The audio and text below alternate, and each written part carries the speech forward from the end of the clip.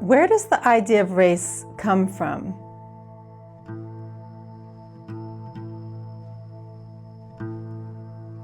When we meet new people, one of the first things we notice about them is their race.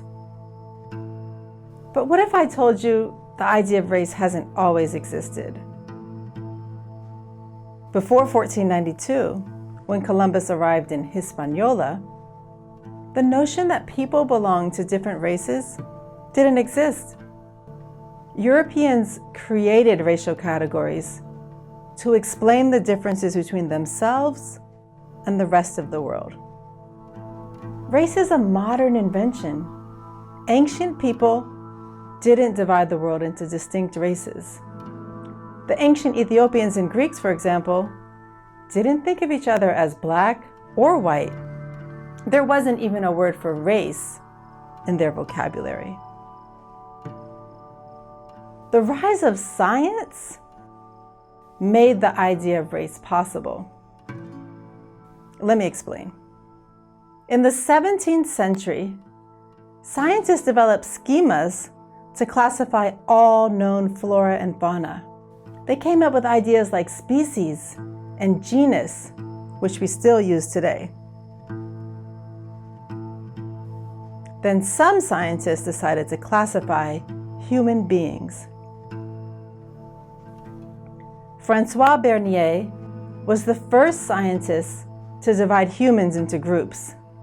In a 1684 French journal article, Bernier proposed that Europeans, Far Easterners, Negroes, and Lapps were the four primary racial groups.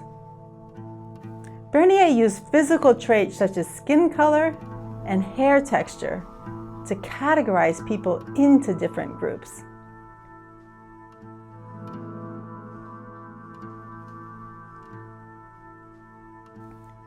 In 1735, a Swedish botanist named Carolus Linnaeus proposed that all human beings could be divided into four groups.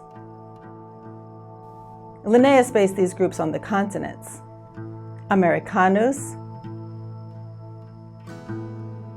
Asiaticus, Africanus,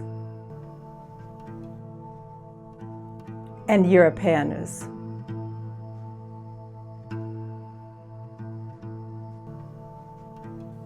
Native American, Asian, African, and European are the same racial groups we use today.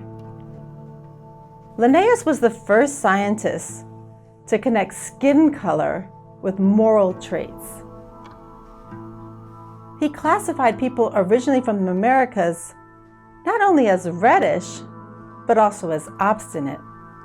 It's no surprise Europeans perceived Native Americans as stubborn, given that Europeans were trying to take over their land. And the perception that Africans are indolent was used as a justification for slavery. If Africans were lazy by nature, Europeans could argue their enslavement was necessary.